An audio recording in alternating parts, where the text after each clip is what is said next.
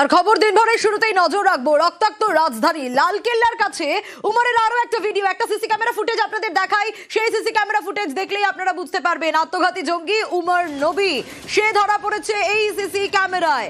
মসজিদের আশেপাশেই উমরকে দেখা যায়, আর দিল্লিতে আত্মঘাতী জঙ্গি উমর নবী তাকে দেখা যাচ্ছে এই সিসি ক্যামেরা ফুটেজেও। আরো ডিটেল আপডেট নেব এই সিসি ক্যামেরা ফুটেজে, কোথায় কিভাবে উমর নবী কোথায় কোথায় গিয়েছিল, আরো ডিটেল জানাতে পারবে মৈত্রেয়ী রয়েছে আমার সঙ্গে। মৈত্রেয়ী, এই সিসি ক্যামেরা ফুটেজেও স্পষ্ট উমর নবী।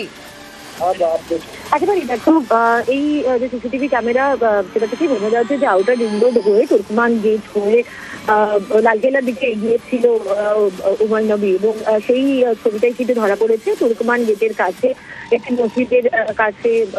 উমর নবীর সেই ছবি i20 গাড়িতে যাওয়া উমর ছবি সিসিটিভিতে ধরা পড়েছে। ফলে যেটা জানা যাচ্ছিল যে ফরিদাবাদ থেকে বেরিয়ে বাদরপুর হয়ে দিল্লির একাধিক জায়গা ঘুরে তারপরে যখন সে লালকেল্লার পার্কিং লটে পৌঁছাচ্ছে তখন সে একেবারে এই তুর্কমান গেটের যে রাস্তা রয়েছে সেই মসজিদ হয়ে সে এসে পৌঁছায় সেই পার্কিং লটে 3:19 নাগাদ।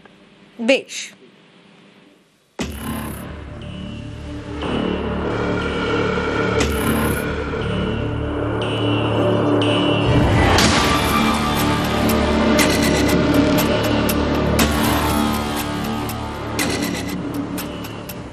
লালকেল্লার কাছে i20তে বিস্ফোরণ, কিন্তু দিল্লি বিস্ফোরণে লাল গাড়ির হদিশ, একটা লাল গাড়িও নজরে। লাল গাড়ির তথ্য তালাশে এনএসজি, গাড়িতে একটা ফাইল ও কিছু কাগজ উদ্ধার।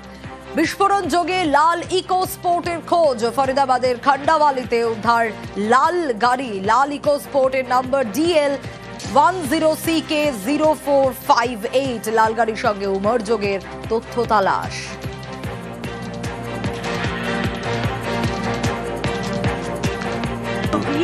गाड़ी किसकी है? गांव के किसी की? नहीं, गांव की नहीं जी, किसी की अज्ञात गाड़ी है, इसका कोई पता नहीं है जी।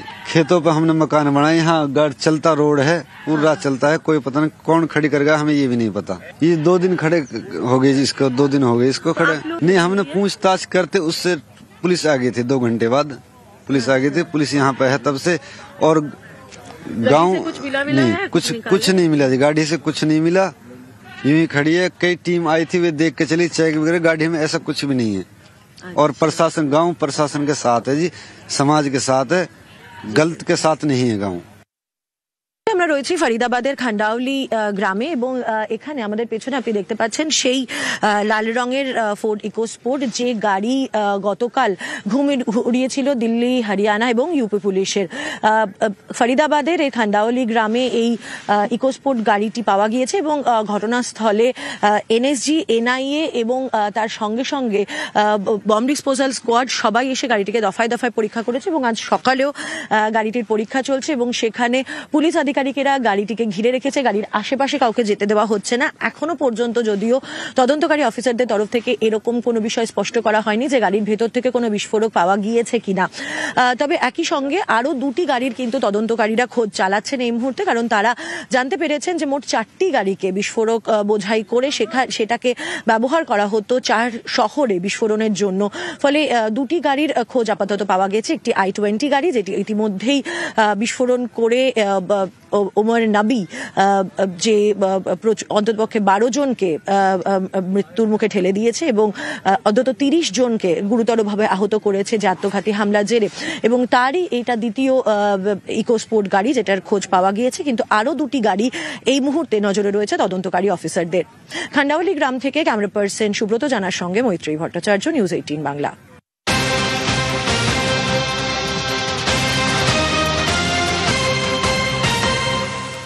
আর এই লাল গাড়ি যোগেই একজনকে আটক করা হয়েছে উমর নবীর আত্মীয়কে। কাকে আটক করা হলো, সে কিভাবে কানেক্টেড, আরো বিস্তারিত মৈত্রেয়ী জানাতে পারবে বিষয়। মৈত্রেয়ী, দেখো, ফরিদাবাদ পুলিশ সূত্রে যেটা জানা গিয়েছে যে এই গাড়িটি খান্ডাওয়ালি গ্রামে এসে পার্ক করে গিয়েছিল উমর নবীর এক আত্মীয় ফাহিম নামে এক ব্যক্তি, এবং সেই ফাহিমকে ট্র্যাক করে তাকে ইতিমধ্যেই আটক করেছে ফরিদাবাদ পুলিশ। এবং তাকে জিজ্ঞাসাবাদ করা হচ্ছে যে তাকে এই গাড়িটি পার্ক করার জন্য ইনস্ট্রাকশন কে দিয়েছিল এবং কোথা থেকে সেই নির্দেশ আসার পর সে গাড়িটিকে পার্ক করে। বেশ,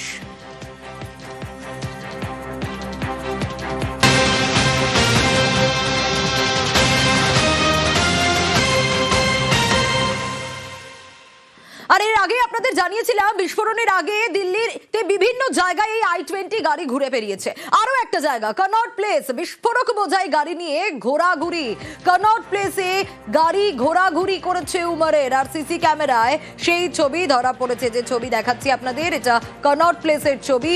উমরের গাড়ির ভিডিও দেখুন। আর সোমবার সন্ধে এই গাড়ি লালকেল্লার সামনে বিস্ফোরণ ঘটায়। আর সোমবার দুপুর ঠিক 2:05 যখন দিল্লির কনট প্লেসে i20 সংসদ ভবন থেকে এই যে গাড়ি দেখছেন, এটার দূরত্ব 3 কিলোমিটার মতো।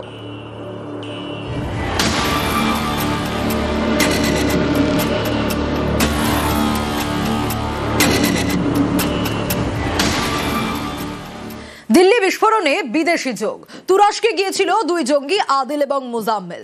নাশকতার টাকা এসেছে তুরস্ক এবং কাতার থেকে।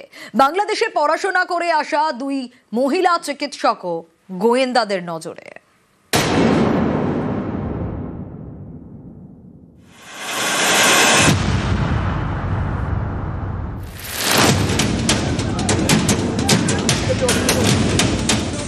দিল্লি বিস্ফোরণের শিকড় পৌঁছে গেছে কাশ্মীর পর্যন্ত। গোয়েন্দারা বলছেন এখানেই শেষ নয়, এই নাশকতার ছক কষা হয়েছে বিদেশের মাটিতে বসে। তুরস্কে গিয়েছিল দুই জঙ্গি আদিল আহমেদ রাঠের এবং মুজাম্মিল শাকিল। ফরিদাবাদে মুজাম্মিলের বাড়ি থেকেই বিপুল পরিমাণে বিস্ফোরক তৈরির সরঞ্জাম উদ্ধার হয়েছে। আর চিকিৎসক আদিলকে পুলিশ গ্রেফতার করেছে উত্তরপ্রদেশের সাহারানপুর থেকে। অনন্তনাগে সরকারি হাসপাতালে ডাক্তারি করত আদিল। গোয়েন্দাদের দাবি, তুরস্কে গিয়ে জঙ্গি হ্যান্ডলারের সঙ্গে যোগাযোগ হয় আদিল মুজাম্মিলের। এই হ্যান্ডলারই বিদেশে তাদের থাকার ব্যবস্থা করে। বিদেশের মাটিতে বসেই তৈরি হয় দিল্লি হামলার ব্লু প্রিন্ট। এই নাশকতার ফান্ড আসে তুরস্কের ইস্তানবুল এবং কাতারের রাজধানী দোহা থেকে। এরপর এই দুই জঙ্গির সঙ্গে যোগাযোগ হয় দুই মহিলা ডাক্তারের। তারা শ্রীনগর অনন্তনাগের চিকিৎসক, পড়াশোনা করেছে ঢাকা মেডিকেল কলেজে।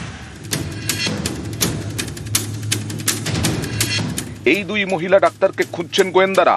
জঙ্গিদের 400-র বেশি ডিজিটাল চ্যাট পুলিশের হাতে এসেছে। মূলত টাকার যোগান এবং নিরাপদ আশ্রয় নিয়ে কথা হয়েছে জঙ্গিদের মধ্যে। দিল্লি হামলার পেছনে কোন কোন প্রতিবেশী দেশের নাম জড়াচ্ছে সেদিকে নজর রাখছেন গোয়েন্দারা। নিউজ 18 বাংলা।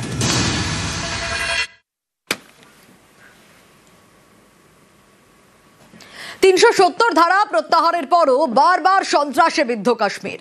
প্রথমে পেহেলগাঁওয়ে হামলা, এবার দিল্লি বিস্ফোরণের সঙ্গেও সেই কাশ্মীরেরই যোগ। एक इंसान आया, उसने उसको गोली मार दी। मेरे बेटे का बच्चा है। 2019-এর 5ই আগস্ট কাশ্মীর থেকে 370 ধারা প্রত্যাহার করে মোদী সরকার। দাবি করে কাশ্মীর এবার শান্ত হবে, মুছে যাবে সন্ত্রাস। এর ঠিক 6 বছরের মাথায় সন্ত্রাস ফেরে কাশ্মীরে। পহেলগাঁওয়ের বৈসারন ভ্যালিতে ধর্ম বেছে বেছে হত্যা করা হয় পর্যটকদের। এবার একেবারে দেশের রাজধানী রক্তাক্ত। দিল্লিতে জঙ্গি হামলা, এই নাশকতার সঙ্গেও উঠে এসেছে কাশ্মীর যোগ। দিল্লিতে হামলার পর যে ফরিদাবাদ মডিউল ঘিরে এখন দেশ জুড়ে চর্চা, সেই মডিউলের সূত্রপাত কাশ্মীর থেকে। গত অক্টোবরে শ্রীনগরের নওগ্রামে জৈশ-ই মোহাম্মদের পোস্টার উদ্ধার হয়। নিরাপত্তা বাহিনীকে হুমকি দেওয়া এই পোস্টার জম্মু কাশ্মীর পুলিশের এসএসপি সন্দীপ চক্রবর্তীর নজরে পড়ে। সিসি ক্যামেরার ফুটেজ পরীক্ষা করে দুই ব্যক্তিকে আটক করে পুলিশ। তাদের জিজ্ঞাসাবাদ করে সোপিয়ানের এক মৌলবীর খোঁজ মেলে। জানা যায় জৈশ-ই মোহাম্মদের ষড়যন্ত্রের কথা। সেই সূত্র ধরেই হরিয়ানা, উত্তরপ্রদেশ এবং গুজরাটে অভিযান। একের পর এক গ্রেপ্তার, বিপুল পরিমাণে বিস্ফোরক তৈরির সরঞ্জাম এবং আগ্নেয়াস্ত্র উদ্ধার। এরপর কাশ্মীরের পুলওয়ামায় ব্যাপক অভিযানের নামে নিরাপত্তা বাহিনী। গ্রেফতার করা হয় জৈশের সদস্য ডাক্তার মুজাম্মিল শাকিলকে।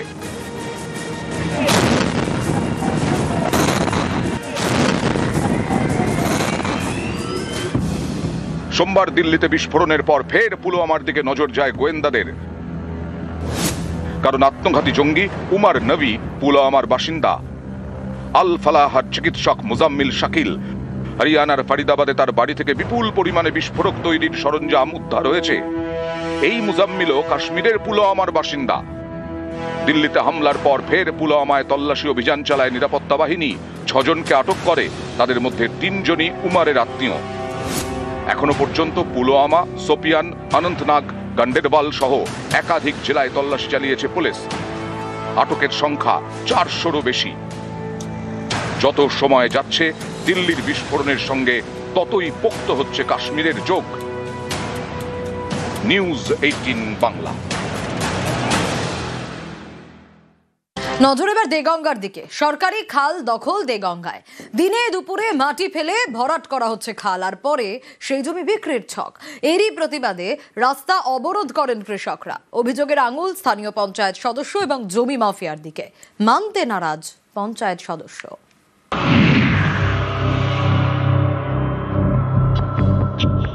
এটা সেচ খাল, জল নিকাশির বড় ভরসা।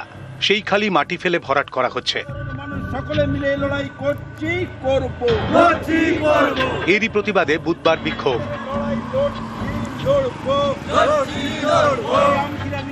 উত্তর 24 পরগনার দেগঙ্গা। এখানেই চাঁপাতলা গ্রাম পঞ্চায়েতের কেয়াডাঙ্গা। গা ঘেঁষে বয়ে গিয়েছে সেচ দফতরের খাল। 100 বছরেরও বেশি পুরনো। খালের দুপাশে বিঘার পর বিঘা চাষের জমি। এই সেচ খাল কৃষকদের বড় ভরসা।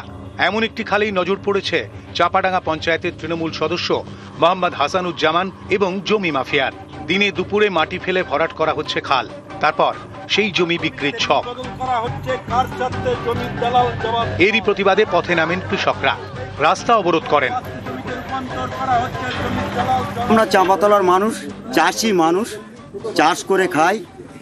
এই জল নিকাশি ব্যবস্থা যদি বন্ধ করে দেয় কোনো দালাল বা কোনো মাফিয়া, তার জন্য আমরা ক্ষতিগ্রস্ত হয়ে পড়ব। ঘটনা হচ্ছে এখন এইটাকে যদি আটকে দেওয়া হয় তাহলে গ্রামের মানুষ বুড়বে। আটকে দিচ্ছে এই জমির মালিক, এরা হচ্ছে মানে বর্তমান মেম্বার হাসানুজ্জামান, ওনার চাচা রফিকুল ইসলাম। হ্যাঁ, ওরা নিকাশি নালার ওরা বন্ধ করে এখানে ওরা কি করবে।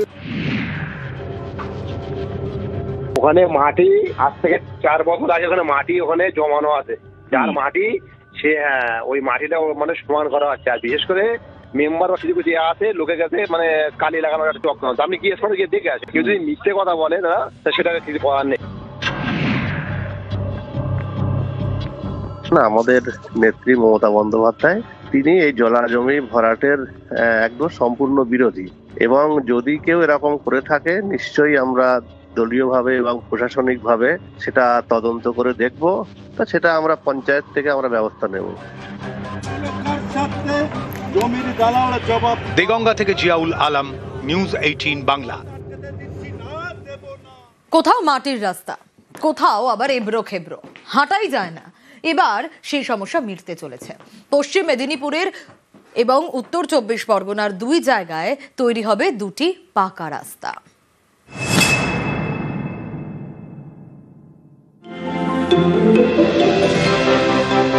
এক সময় রাস্তা ছিল পিচের। স্থানীয়দের অভিযোগ এখন যাতায়াত করা মানেই দুর্ভোগ। এবার এই সমস্যা মিটতে চলেছে। উত্তর 24 পরগনার বসিরহাটে তৈরি হবে পিচের রাস্তা। বুধবার রাস্তার কাজের শিলান্যাস হয়। এটা অত্যন্ত একটা গুরুত্বপূর্ণ। 17, 18, 19 তিনটে ওয়ার্ডের মানুষ প্রতিদিন এই রাস্তাটা ব্যবহার করেন। প্রচুর মানুষের উপকারে আসবে। বসিরহাটের দিঘি রোড 2.5 কিলোমিটার এই রাস্তা তৈরির জন্য প্রায় 8 কোটি 18 লক্ষ টাকা বরাদ্দ করেছে পূর্ত দপ্তর। আমাদের 17, 18, 19 নম্বর ওয়ার্ডের মানুষের লাইফের মেন যে রাস্তা, যার উপর এখানকার জীবনশৈলী নির্ধারিত হয়, সেই রাস্তা নতুন করে তৈরি করার শুভ সূচনা শুরু হলো, কাজ শুরু হবে। পশ্চিম মেদিনীপুরের ডেবরা 1 নম্বর ব্লক। এখানকার ভীমপুর এবং আমদাননগরের বেশিরভাগ বাসিন্দাই আদিবাসী। এই এলাকাতে ঢালাই রাস্তা তৈরি হবে, যা গ্রামের প্রথম পাকা রাস্তা। এখান থেকে নদী বাঁধ গিয়ে পাটনাও যেতে পারে। এখান থেকে আমাদের শিশু শিক্ষা কেন্দ্র আছে, সামনে একটা প্রাথমিক বিদ্যালয় আছে। এই রাস্তাটা হওয়ার জন্য অনেকখানি উপকৃত। স্থানীয়দের দীর্ঘদিনের দাবি গ্রামে পাকা রাস্তা হোক। অবশেষে আদিবাসীদের গ্রামে তৈরি হবে ঢালাই রাস্তা। এর জন্য প্রায় 28 লক্ষ টাকা বরাদ্দ করা হয়েছে। মানুষের এটা দীর্ঘদিনের দাবি ছিল। প্রধানের মাধ্যমে আমরা প্রপোজালটা নিয়েছিলাম। 28,01,882 টাকা বরাদ্দ হয়েছে, প্রায় 1 কিলোমিটার রাস্তা। এবং ডেবরা ব্লকের এই রাস্তা সহ আমাদের টোটাল 5টা রাস্তা স্যাংশন হয়েছে। এই প্রথম এই রাস্তার কাজটি শুরু হলো। উত্তর 24 পরগনা থেকে অনুপম সাহা এবং পশ্চিম মেদিনীপুর থেকে দিগ্বিজয় মাহালি, নিউজ 18 বাংলা। জলপাইগুড়ি মেডিকেলে আরো উন্নত ডায়ালিসিস 2014 সাল থেকে বিনা খরচে ডায়ালিসিস পরিষেবা। এবার আরো উন্নত মানের যন্ত্রে ডায়ালিসিস। হাসপাতালের ডায়ালিসিস বিভাগ সংস্কার, একদিনে 25 রোগীকে বিনা খরচে ডায়ালিসিস। 5 ডায়ালাইসিস মেশিন, নতুন নিউ মেশিন, এবং যেটা আমাদের আগের মেশিনগুলো ছিল সেটা ফাংশনালিটি যে সেটা কমে আসছিল আর কি, এবং ঠিকমতো হচ্ছিল না। তার জন্যই আমাদের এটা রিপ্লেস হয়েছে নতুন মেশিনে, এবং যাতে আমাদের যারা পেশেন্ট আছে তারা যাতে আরও ভালো সুবিধাটা পায়। মোটামুটি কীরকম পেশেন্ট আসে এরকম ডায়ালিসিসের তো চাহিদা অনেক বেশি। তার মানে কি আপনার মোট 10টা? মোট 10টা। আর জেলার বাইরে যে অন্যান্য হাসপাতালগুলো জেলার মধ্যে মোট 3টে ডায়ালিসিস। আজকে যেটা আমরা বললাম, এটা একটা ইউনিটটা নতুন করে স্যার যেটা বললাম যে কমিশনিং হলো, তাতে মানুষ যেটা উন্নত পরিষেবা পাবে, এবং একই সঙ্গে আমাদের ওই SSH ক্যাম্পাসের যে ইউনিটটা সেটাও কিন্তু রানিং থাকে। এবং সবচেয়ে বড় কথা, আমরা যেটা পারছিলাম না সংখ্যা বা মেশিনের ইয়েটা কমে যেতে, সেটা হচ্ছে যে আমাদের যে পজিটিভ মেশিন, HIV বা HBsAg পজিটিভ যে পেশেন্টরা, সেই পেশেন্টদেরও পরিষেবাটা দিতে অসুবিধা হচ্ছিল অনেক ক্ষেত্রে। সেই যে জিনিসটা আবার আমরা নতুন করে পজিটিভ যে মেশিন সেটা এখানে রাখতে পারছি। কোথাও গায়ে চাদর, কোথাও সোয়েটার, শীতের আগেই শীত শীত ভাব। জেলায় জেলায় নামছে পারদ।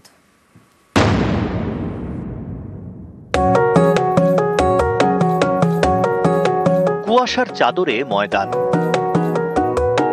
উঁকি দিচ্ছে ভিক্টোরিয়া। সন্ধে থেকে পশ্চিমী হাওয়া, রাতে গায়ে চাদর। শীতের আগেই কলকাতায় শীত শীত ভাব। বুধবার কলকাতার তাপমাত্রা নামে 17-র ঘরে, যা মরশুমের সবচেয়ে কম বলে দাবি আবহাওয়া দপ্তরের।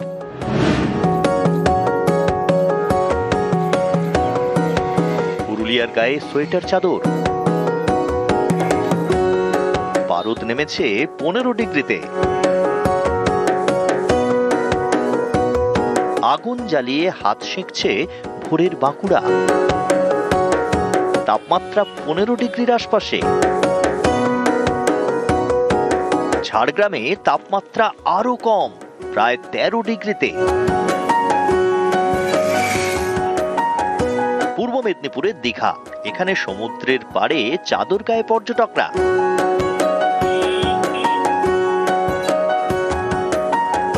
উত্তরবঙ্গেও শীতের আগেই শীতের আমেজ। দার্জিলিং এ তাপমাত্রা 8 ডিগ্রির আশেপাশে।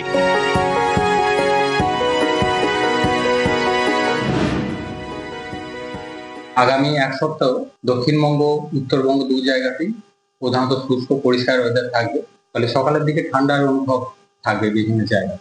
মোটামুটি 17-18 তারিখ নাগাদ দিয়ে সামান্য একটু বাড়বে, এবং উত্তরবঙ্গ তাপমাত্রা খুব একটা উল্লেখযোগ্য পরিবর্তন থাকবে না। আগামী 5 দিন তাপমাত্রা এরকমই কন্টিনিউ করবে।